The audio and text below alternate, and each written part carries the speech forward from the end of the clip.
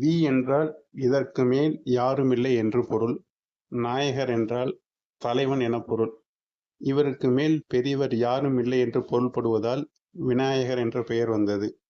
விநாயகர் வழிபாடு இந்தியாவில் மட்டுமில்லாது Ilangai, Burma, Gaya, Java, Indonesia, Bali, Tibet, Nepalam, China, துருக்கி, மெக்சிகோ, பெரு, எகிப்து, கிரேக்கம், இத்தாலி என பல நாடுகளிலும் பல நூற்றாண்டுகளாக பரவி வழிபாட்டு முறையில் உள்ளது.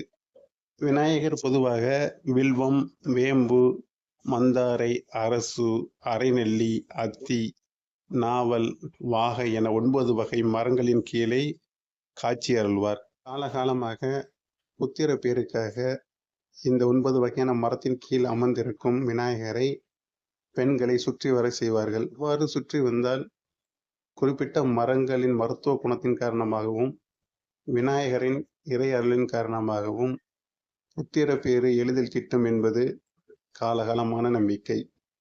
விநாயகரே தேவராய், பூதமாய், ஆணாய், பெண்ணாய், விலங்காய், உயர்திணையாய், அக்திணையாய் எல்லாம் வல்ல இறைவனாக விளங்குகிறார்.